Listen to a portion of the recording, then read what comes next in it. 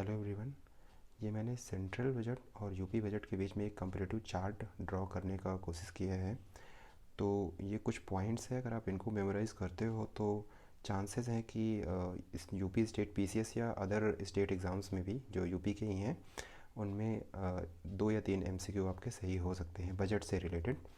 तो जो पहला पॉइंट है इस पे वो साइज़ को लेकर के है। सेंट्रल बजट का साइज़ जो है वो 45 लाख करोड़ का है, जबकि यूपी बजट का जो साइज़ है वो 6.9 लाख करोड़ का है।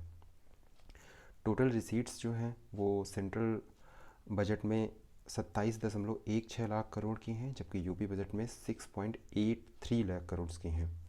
और जो उसके बाद 1 2 3 नंबर्स में आपको दिख रहा है, ये दिख रहा है कि सबसे ज़्यादा परसेंटेज किसका है। मतलब अगर पैसा मिला है सेंट्रल गवर्नमेंट को तो सबसे ज़्यादा पैसा कहाँ से मिला है। तो फर्स्ट पॉइंट पे है बारोइंग एंड अदर लाइबिलिटीज़, तो सबसे ज़्यादा सेंट्रल गवर्नमेंट को पैसा यहीं से मिला है 34% का।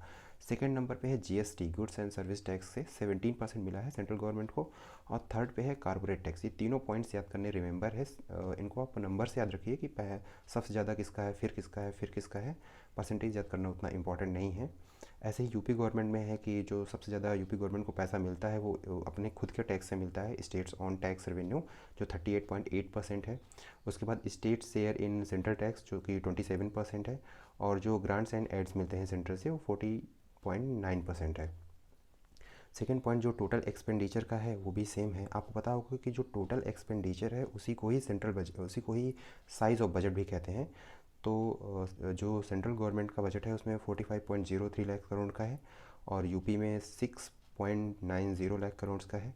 और ऐसे ही मैंने 1 2 3 याद डाल रखे हैं सीरियल, ताकि आपको याद रहे कि सबसे ज़्यादा पैसा कहाँ खर्च होता है। तो जो सेंट्रल गवर्नमेंट का पैसा सबसे ज़्यादा खर्च होता है वो होता है इंटरेस्ट पेमेंट में 20%। उसके बाद है जो स्टेट शेयर ऑफ टैक्सेस है 18%। फिर है सेंट्रल सेक्टर स्कीम्स में 17%, ये सेंट्रल का खर्च होता है। उसके बाद फिर जो यूपी गवर्नमेंट का सबसे ज़्यादा पैसा जाता है वो कैपिटल आउटले में है। उसके बाद अदर रेवेन्यू एक्सपेंडिचर में 13.3%। सैलरीज ऑफ गवर्नमेंट एम्प्लॉयज़ में 12.7% पैसा जाता है। तो ये आपको याद रखना है, इनके नंबर जरूर याद रखिएगा सबसे ज़्यादा कहाँ पे होता है ऐसा। फिर है नेक्स्ट पॉइंट रेवेन्यू एक्सपेंडिचर, जो कि ये सेंट्रल बजट में है 35.02 लाख करोड़ का। ये 1.2% ज़्यादा है पिछले साल से, है ना। पिछले बजट के मुकाबले इस बार 1.2% ज़्यादा है रेवेन्यू एक्सपेंडिचर। ऐसे ही यूपी बजट में है ये 5.02 लाख करोड़। और कैपिटल एक्सपेंडिचर है सेंट्रल गवर्नमेंट में 10.0 लाख करोड़ का, जो कि पिछले साल से 37.4% ज़्यादा है। और यूपी में 1.87 लाख करोड़ का है। ये आपको डेटा याद रखना पड़ेगा।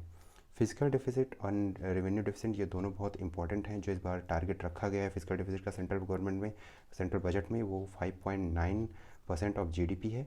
और जबकि स्टेट में 3.48% ऑफ। ये जो जीएसडीपी है ये ग्रॉस स्टेट डोमेस्टिक प्रोडक्ट है स्टेट के लिए। जैसे सेंट्रल के लिए जीडीपी होता है वैसे स्टेट के लिए जीएसडीपी होता है।